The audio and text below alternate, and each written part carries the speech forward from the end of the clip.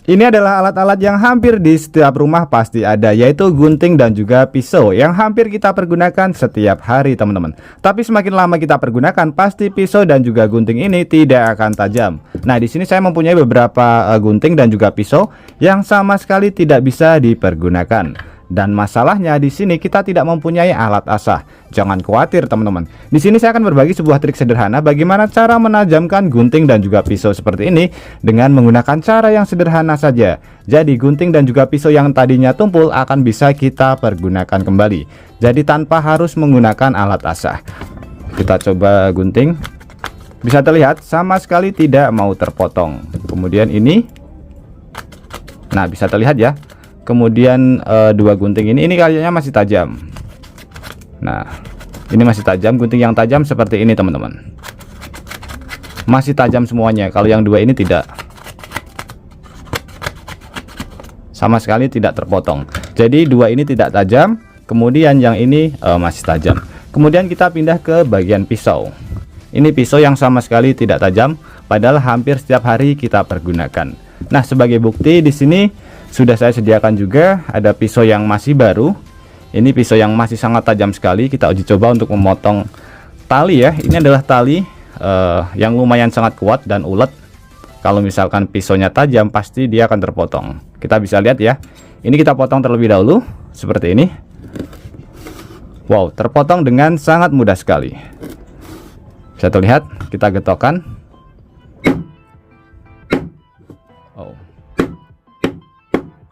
Potong ya.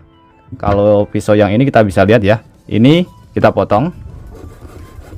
Ini saya tekan ya teman-teman, bisa terlihat sama sekali tidak mau terpotong, cuma seperti ini saja. Kemudian coba kita getok, bisa terlihat sama sekali tidak terpotong. Jadi ini sama sekali tidak tajam.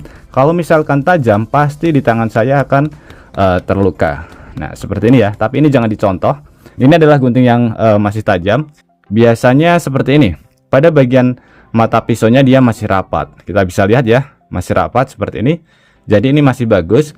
Kemudian ini adalah gunting yang sering sekali saya pergunakan untuk menggunting, kemudian untuk mencongkel sesuatu juga. Lama-kelamaan dia seperti ini.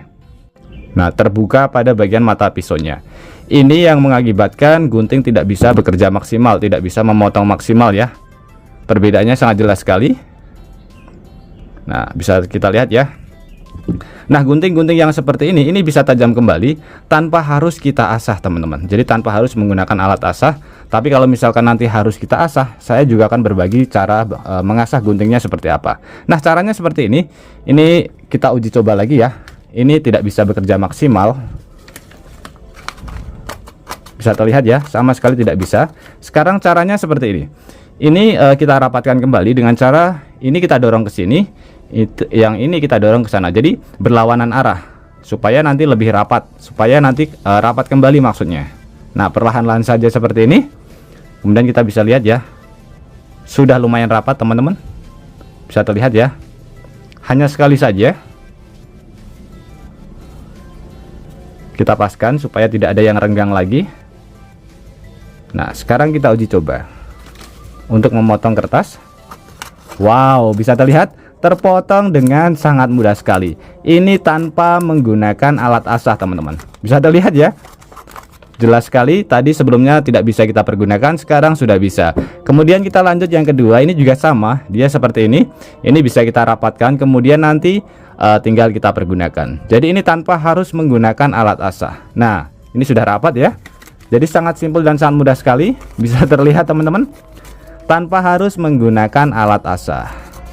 Kemudian kalau misalkan sudah kita rapatkan dan ternyata masih tidak tajam, jangan khawatir. Gunting yang tajam itu biasanya bisa kita pergunakan untuk menggunting kertas, kemudian untuk menggunting plastik pun juga bisa seperti ini ya.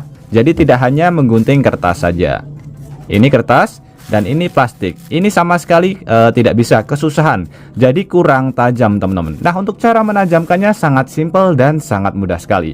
Ini sebagai contoh lagi ya. Kalau menggunting kertas dia sangat mudah. Nah, kalau menggunting plastik dia agak kesusahan. Bisa terlihat Nah, untuk cara menajamkannya kita bisa menggunakan bahan yang mudah sekali kita dapatkan di rumah, yaitu gelas kaca, atau bisa menggunakan botol kaca.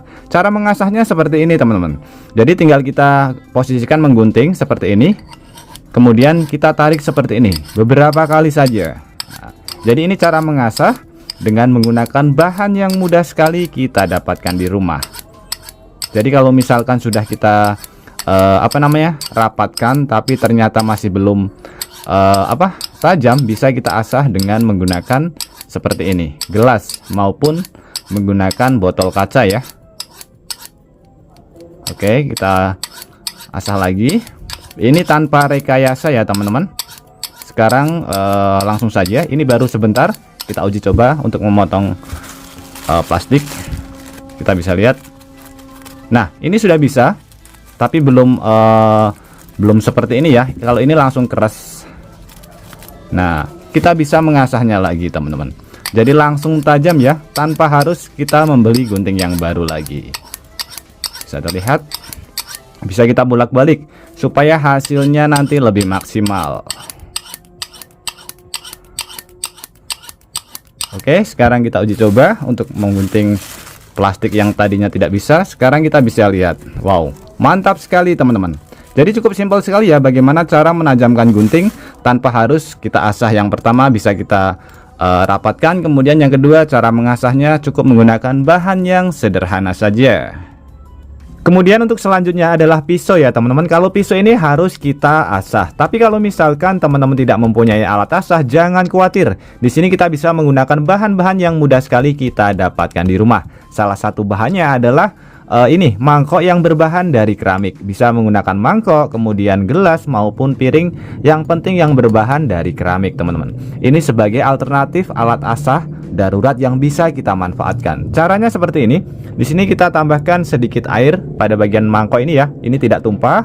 Kemudian tinggal kita asah seperti ketika kita mengasah pisau. Kita basahi sedikit. Ini tidak tajam ya, sama sekali tidak tajam. Kemudian tinggal kita asah saja seperti ini. Pada bagian ini pinggirannya seperti ini teman-teman. Beberapa kali ya. Nanti bisa kita bolak-balik. Dari kota mana teman-teman menonton video ini? Tulis di komentar untuk memberitahu saya. Atau mungkin ada saran maupun kritik buat video kreatif kali ini, juga bisa ditulis di kolom komentar. Karena kritik dan juga saran dari teman-teman akan membangun channel ini menjadi lebih baik lagi. Kemudian juga bisa kita balik seperti ini teman-teman. Posisinya seperti ini ya, supaya nanti hasilnya lebih maksimal.